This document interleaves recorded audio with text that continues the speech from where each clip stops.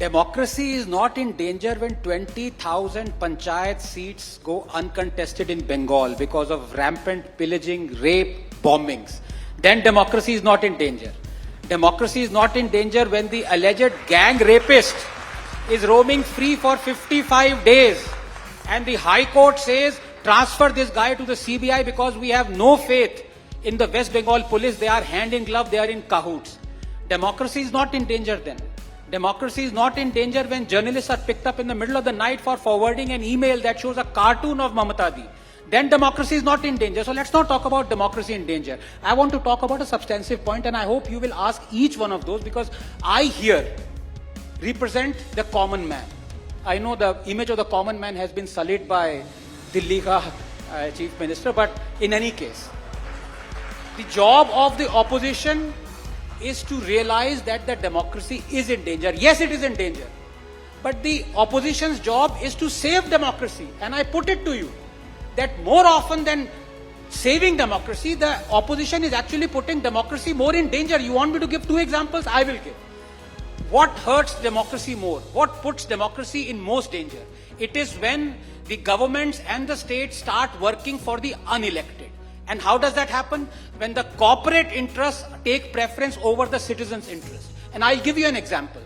The High Court in 2015 convicted the BJP, not castigated, convicted the BJP for taking illegal donations violating the FCRA.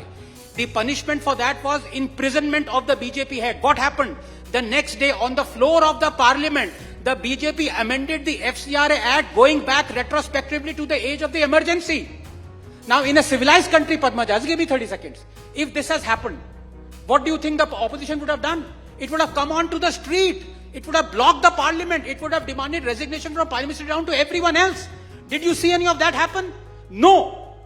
You know why? Because the High Court had also convicted the Congress. The BJP could amend the FCRA and render the High Court judgment toothless because the Congress supported in amending the FCRA. This is the way they will save democracy? My foot.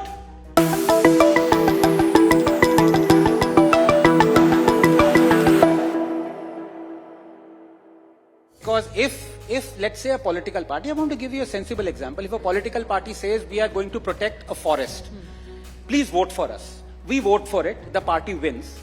And anonymously it turns out that the party had accepted thousands of crores from a mining company that is then given the license to mine the forest. So that's wrong. Morally and ethically wrong. So anonymous electoral bonds were wrong. Therefore I want to ask, if BJP was committing a wrong, why did the Congress, why did the Trinamool, why did the Samajwadi commit the same wrong? Dekhiye, BJP is winning. There is no doubt about it. But somebody please tell the BJP that it is winning.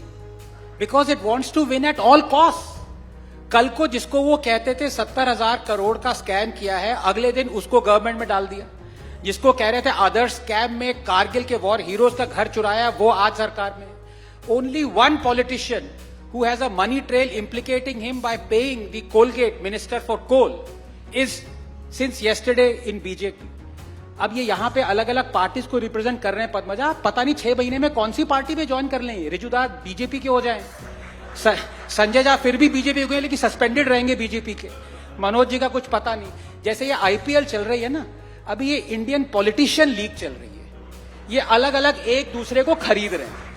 अब जैसे Gujarat readers, Bengal की है didis dictators, dynasty dons, ये एक दूसरे के लोगों को खरीद रहे हैं. कुछ पता नहीं कल कौन सी टीम से खेलेगा.